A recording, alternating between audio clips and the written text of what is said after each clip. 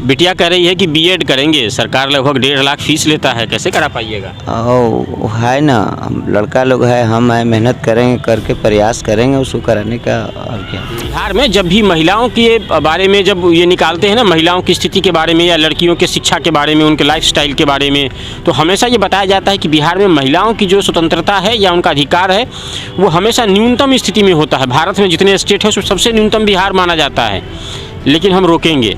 दरअसल वाकई में हम इस बात से सहमत हैं कि वो जो भी आंकड़ा निकालते हैं वो बिहार कभी आते ही नहीं है। बिहार ही एकमात्र स्टेट है जहां बेटियों की पढ़ाई के लिए बाप ज़मीन बेच देता है और माएँ जो है अपना जेवर गिरवी रख लेती हैं। ये मादा सिर्फ बिहार में होता है। होते होंगे दिल्ली में भी लोग बीटेक कराते हैं, बीएड कराते हैं, फॉरेन भेजते हैं, लेकिन एक फ़र्क होता है बिहार में और बाहर में। जिनके पास करोड़ है वो बेटियों पर लाख खर्चा करते होंगे, लेकिन बिहार के लोग 1000 कमाते हैं तो भी लाख खर्च करने का दिल रखते हैं। ये बिहार में होता है, जहाँ बेटियाँ वाकई में लक्ष्मी मानी जाती हैं। कई आपके आसपास में ऐसे एग्जाम्पल मिलेंगे जहाँ ज़मीन बेच करके लड़कियों को बीटेक कराते हैं बाप, है ना। और उस स्टेट में ये बता देना कि लड़कियों की स्थिति और स्वतंत्रता खराब है, लड़कियों को उचित सम्मान नहीं मिलता है, ये बिल्कुल ही करारा तमाचा है। और जो डेवलप्ड बताते हैं वो आंकड़े दिल्ली, उस दिल्ली में लड़कियों के साथ क्या हो रहा है निर्भया से लेकर अब तक में, ये तो पूरे भारत को दिख रहा होगा।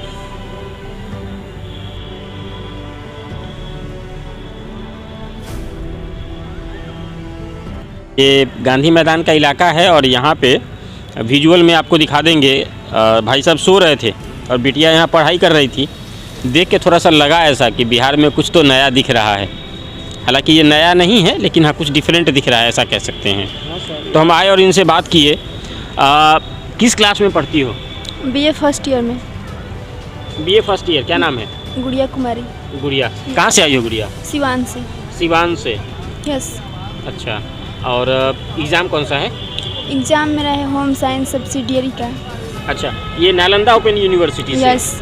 ओपन का कॉलेज उस तरफ नहीं है ना? नहीं, उधर नहीं है। उधर नहीं है? नहीं। आना पड़ता है एग्ज़ाम के लिए? हाँ, आना पड़ता है। अच्छा, ये कौन सा ईयर है तुम्हारा? फर्स्ट ईयर ना? फर्स्ट ईयर है। हाँ। अच्छा, फाइनल के बाद क्या करना है, कुछ सोचा है? फाइनल के बाद बीएड करना है और बीएड के साथ साथ डीएलएड भी करना है। बीएड डीएलएड करना है, मतलब मास्टर बनना है? यस। अरे तो बीएड में तो अक्सर सुन रहे हैं कि बच्चा लोग डंडा खा रहा है, सीटेट वाला लोग, सीटेट करने के बाद भी सरकार जो है उस पर आरोप लग रहा है कि नौकरी दे ही नहीं रहा है। तो फिर तुम क्यों करना चाहती हो? हाँ, तो हम बीएड करेंगे, उसके बाद से डीएलएड करेंगे। डीएलएड करने के बाद फॉर्म आएगा टीचर्स लोग का बहाली का, तो अप्लाई करेंगे उसमें और उसके बाद आगे देखा जाएगा। उसके बाद देखा जाएगा, ठीक है। सब्जेक्ट में हिंदी है ना तुम्हारा? हाँ, हिंदी ऑनर्स है। अच्छा, हिंदी ऑनर्स है, ठीक है। आपका क्या नाम हुआ? कृष्णा प्रसाद। कृष्णा प्रसाद। सिवान में कोई गांव से आए क्या? पचपकड़िया पदमपट्टी। अच्छा, क्या करते हैं आप? खेती किसानी। खेती किसानी। कितना ज़मीन है आपके पास? अब 1 सवा बीघा ज़मीन है मेरे पास। वही आसरा है? हाँ, जीने खाने का। और बच्चा लोग कितना है? 6 बच्चे हैं। 6 बच्चे, मतलब बड़ा परिवार है। हाँ। ये 2 तो दिखाई दे रहे हैं आपके रत्न। 4 बच्चे। इनसे बड़े हैं? हाँ, इनसे एक बड़ा है और 3 छोटा है, अभी पढ़ रहा है लोग। अच्छा, किस क्लास में है सब? एक है 10 में और एक है 9 में, एक है 8 में। अच्छा, बड़ा लड़का नहीं पढ़ पाया। अच्छा, पढ़ाई छोड़ दी। वो खेती में सपोर्ट करते हैं? हाँ, नहीं, उसको बाहर भेज दिए हैं, वो सेंटरिंग में काम करता है। जी। बिटिया कह रही है कि बीएड करेंगे, सरकार लगभग 1.5 लाख फीस लेता है, कैसे करा पाइएगा? ओ है ना, हम लड़का लोग है, हम है, मेहनत करेंगे, करके प्रयास करेंगे उसको कराने का। और क्या ये बड़ा इम्पोर्टेंट है। देखिएगा, बिहार में जब भी महिलाओं के बारे में जब ये निकालते हैं ना, महिलाओं की स्थिति के बारे में या लड़कियों के शिक्षा के बारे में, उनके लाइफस्टाइल के बारे में, तो हमेशा ये बताया जाता है कि बिहार में महिलाओं की जो स्वतंत्रता है या उनका अधिकार है वो हमेशा न्यूनतम स्थिति में होता है। भारत में जितने स्टेट है उसमें सबसे न्यूनतम बिहार माना जाता है, लेकिन हम रोकेंगे। दरअसल वाकई में हम इस बात से सहमत हैं कि वो जो भी आंकड़ा निकालते हैं वो बिहार कभी आते ही नहीं है। बिहार ही एकमात्र स्टेट है जहां बेटियों की पढ़ाई के लिए बाप ज़मीन बेच देता है और माएँ जो है अपना जेवर गिरवी रख लेती हैं। ये मादा सिर्फ बिहार में होता है। होते होंगे दिल्ली में भी लोग बीटेक कराते हैं, बीएड कराते हैं, फॉरेन भेजते हैं, लेकिन एक फ़र्क होता है बिहार में और बाहर में। जिनके पास करोड़ है वो बेटियों पे लाख खर्चा करते होंगे, लेकिन बिहार के लोग 1000 कमाते हैं तो भी लाख खर्च करने का दिल रखते हैं। ये बिहार में होता है, जहाँ बेटियाँ वाकई में लक्ष्मी मानी जाती हैं। कई आपके आसपास में ऐसे एग्जाम्पल मिलेंगे जहाँ ज़मीन बेच करके लड़कियों को बीटेक कराते हैं बाप, है ना। और उस स्टेट में ये बता देना कि लड़कियों की स्थिति और स्वतंत्रता खराब है, लड़कियों को उचित सम्मान नहीं मिलता है, ये बिल्कुल ही करारा तमाचा है। और जो डेवलप्ड बताते हैं वो आंकड़े दिल्ली, उस दिल्ली में लड़कियों के साथ क्या हो रहा है निर्भया से लेकर अब तक में, ये तो पूरे भारत को दिख रहा होगा। सामने एक पिता है और देखिएगा एक और चीज़ आपको दिखा रहे थे, जो हम दिखाना चाह रहे थे कि एक बाप कितना तपस्या करता है बच्चों के लिए, कि एक कंबल है, इसमें इस ग्राउंड में बेचारे सो रहे हैं। बिटिया एग्ज़ाम देके कितना बजे निकलेगी? वो 5:30 बजे। 5:30 बजे। सुबह में कितना बजे आए थे यहाँ पे? 8:15 बजे। 8:15 बजे यहाँ पे आके सिर्फ एक चद्दर इस ज़मीन पे बिछा के सो रहे हैं, क्योंकि बाल बच्चों का परीक्षा होगा और बच्चा परीक्षा देगा तो परीक्षा दे के पास होगा, आगे कुछ बन पाएगा।